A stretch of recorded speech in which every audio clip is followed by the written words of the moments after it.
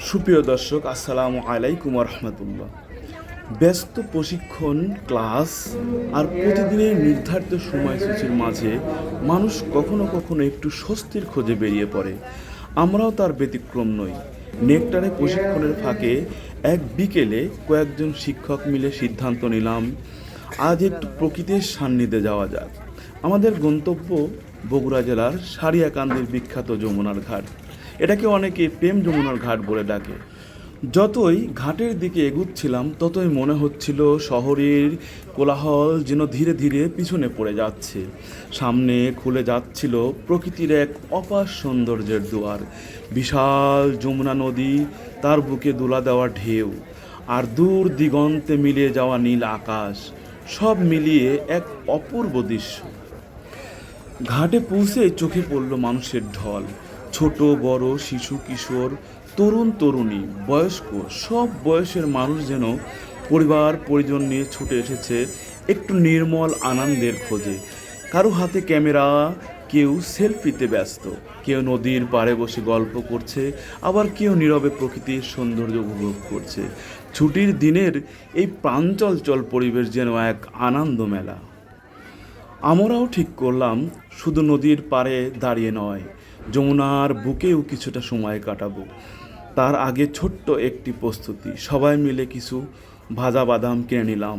ভাবলাম নদীর বুকে ভেসে ভেসে গল্প করতে করতে বাদাম খাওয়ার আনন্দই তো আলাদা। অবশেষে ছোট্ট একটি নৌকায় উঠে বসলাম। ধীরে ধীরে নৌকাটি ঘাট ছেড়ে যমুনার বুকে এগিয়ে চলল। নদীর মৃদু ঢেউ নৌকার গায়ে আলতো করে আছড়ে পড়ছে। চারদিকে শুধু পানি আর পানি। দূরের জেলেদের নৌকা, কোথাও আবার পর্যটকদের হাসি আনন্দে ভরা আরেকটি নৌকা। নদীর বুক দিয়ে বয়ে আসা শীতল বাতাস যেন মুহূর্তেই সমস্ত ক্লান্তি দূর করে দিল।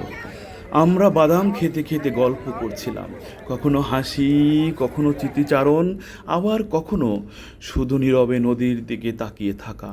যমুনার ঢেউ যেন নিজের ভাষায় অনেক অজানা গল্প শুনিয়ে যাচ্ছিল। প্রকৃতির এই বিশালতার সামনে দাঁড়িয়ে সত্যি উপলব্ধি করা যায় জীবনের প্রকৃত সৌন্দর্য কতটা সরল, কতটা নির্মল। নৌকা ভ্রমণ শেষে আমরা ঘাটে ফিরে এলাম।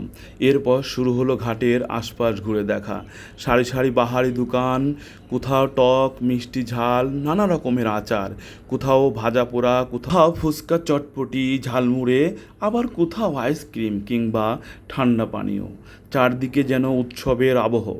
দোকানিদের আন্তরিক ডাক, শিশুদের হাসি, পরিবারের আনন্দ, সব মিলিয়ে পরিবেশটি ছিল প্রাণবন্ত ও রঙিন।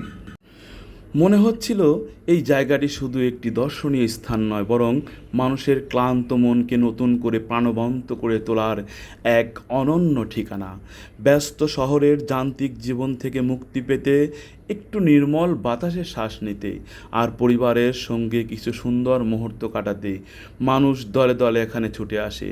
সত্যি প্রকৃতির এত কাছাকাছি এসে মন যেন এক অন্যরকম প্রশান্তিতে ভরে যায়। সময় কারো জন্য অপেক্ষা করে না। দেখতে দেখতেই বিকেল গড়িয়ে সন্ধ্যা ঘনিয়ে আসতে শুরু করলো। তাই আমরাও ফিরে আসার প্রস্তুতি নিলাম। সবাই মিলে আবার সিএনজিতে উঠে নেকটারের উদ্দেশ্যে রওনা দিলাম। কিন্তু প্রকৃতিরও যেন ছিল অন্য পরিকল্পনা। পথের মাঝেই হঠাৎ আকাশ কালো মেঘে ছেয়ে গেল। কিছুক্ষণের মধ্যেই শুরু হলো ঝুমঝুম বৃষ্টি। টিনের ছাদে বৃষ্টির টুপটাপ শব্দ আর চারপাশে বৃষ্টি ভেজা প্রকৃতির দৃশ্য যাত্রাটিকে আরও স্মরণীয় করে তুলল। সৌভাগ্যবশত আমরা তখন সিএনজির ভিতরেই ছিলাম, তাই খুব একটা সমস্যায় পড়তে হয়নি, বরং বৃষ্টি ভেজা রাস্তা আর শীতল বাতাস আমাদের ভ্রমণের আনন্দকে আরও কয়েক গুণ বাড়িয়ে দিল। ফেরার পথে আমরা থামলাম বগুড়া শহরের ঐতিহ্যবাহী সাতমাথা মোড়ে। সেখানে সবাই মিলে উপভোগ করলাম বিখ্যাত বগুড়ার দই আর গরম গরম সমোচা। সারাদিনের ঘোরাঘুরির শেষে এই ছোট্ট আপ্যায়ন যেন ভ্রমণের আনন্দকে পূর্ণতা দিল। একসঙ্গে বসে গল্প করতে করতে দই আর সমোচার স্বাদ আজও যেন মুখে লেগে আছে।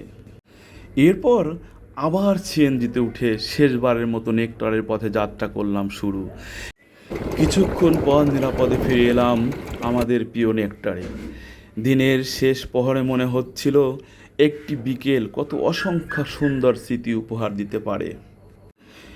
এই ভ্রমণ শুধু একটি জায়গা দেখা নয়, এটি ছিল বন্ধুত্বের, সৌহার্দ্যের, আনন্দ ভাগাভাগির এবং প্রকৃতির সান্নিধ্যে নিজেকে নতুন করে আবিষ্কারের এক অনন্য অভিজ্ঞতা।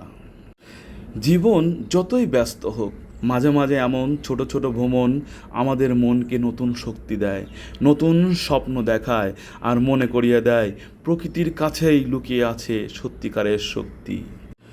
যমুনার ঢেউ, নদীর শীতল বাতাস, বিকেলের আলো, বন্ধুত্বের হাসি আর বৃষ্টি ভেজা ফেরার পথ, সব মিলিয়ে এই একটি দিন আমাদের স্মৃতির পাতায় চিরকাল রঙিন হয়ে থাকবে। এখানে এসে আপনার কেমন লাগছে স্যার?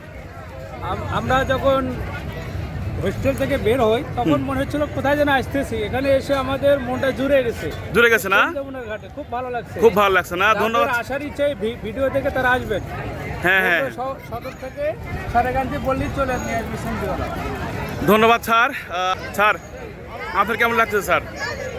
আসলে খুবই ভালো লাগছে, প্রকৃতির মাঝে যেন হারিয়ে যাওয়া লাগে।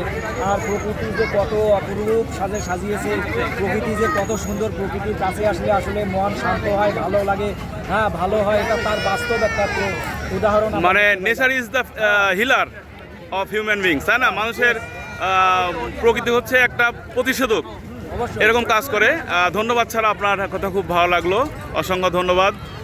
আমারও খুব ভালো লাগছে এখানে এসে। তো যে যেখান থেকে দেখছেন আমাদের জন্য দোয়া করবেন আর কমেন্ট করবেন কে কোথা থেকে দেখছেন। সবাই ভালো থাকবেন। আসসালামু আলাইকুম ওয়া রাহমাতুল্লাহ।